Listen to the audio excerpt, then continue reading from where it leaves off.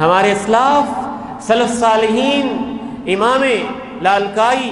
رحمہ اللہ لکھتے ہیں کانوا یعلمون اولادہم حب ابی بکر وعمر کما یعلمون السورۃ من القرآن۔ لوگ اپنی اولادوں کو، سلف صالحین اپنی اولادوں کو ابو بکر اور عمر کی محبت ایسے سکھاتے تھے جیسے قرآن کی سورتیں سکھاتے تھے۔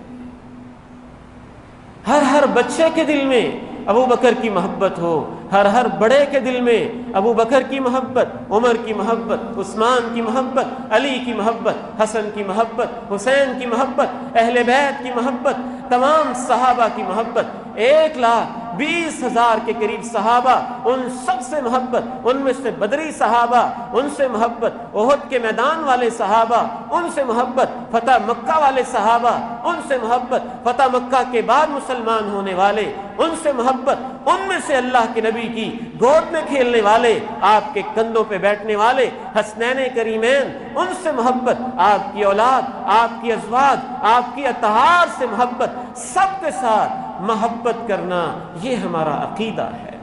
یہ ہمارا نظریہ ہے۔ اور کچھ لوگ پاکستان کی سالمیت کو خطرے میں ڈالنے کے لیے جن کی نمازیں، جن کے رکوع کا تذکرہ اللہ نے قرآن میں کیا، جن کے ایمان کو اللہ نے قرآن کا معیار بنایا، جن کے بارے میں اللہ نے قرآن کی آیتیں اتاری، 1,000 سے زیادہ آیتیں ہیں قرآن مجید میں جو صحابہ کرام کے بارے میں آئی ہیں۔ جو کسی بھی صحابی پہ تبرہ بازی یا تان و تشنیع کرتا ہے وہ قرآن کی 1,000 آیات کا منکر ہوتا ہے، منکر۔ آپ مسلمان بھائی ہیں سب، ہمارے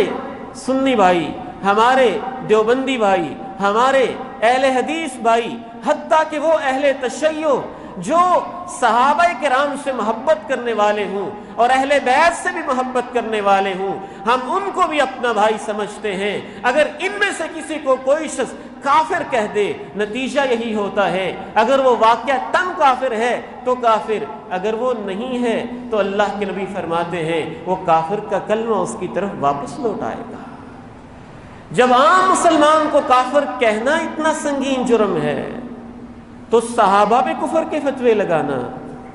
جن کی ایمان کی شہادتیں اللہ نے دیں اور اپنے قرآن میں دیں، یاد رکھیے گا بین الاقوامی طاقتیں ایسے چند گماشتوں کو خرید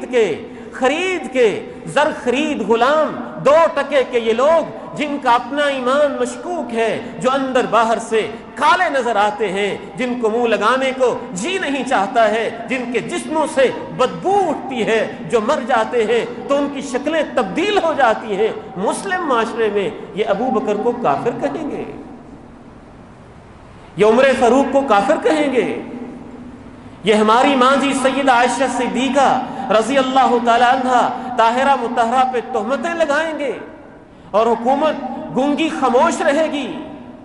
تو پھر تو دشمن اپنی چالیں چل جائیں گے۔ الحمدللہ اہل السنہ والجماعہ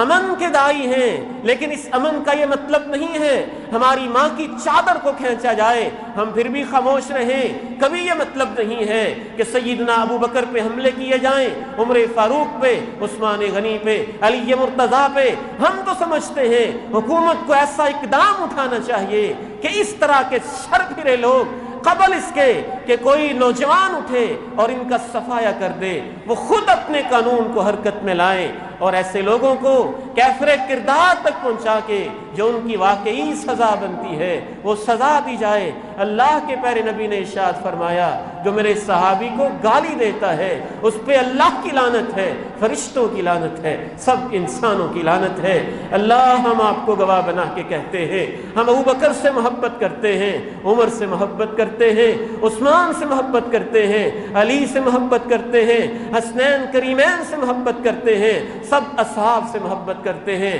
اہل بیت اطہار سے محبت کرتے ہیں۔ اللہ ہمیں ان کے قدموں میں جنت میں جگہ نصیب فرما اور ان کو گالیاں دینے والوں کو دنیا آخرت میں ذلیل و رسوا فرما۔ وآخر دعوانا الحمدللہ رب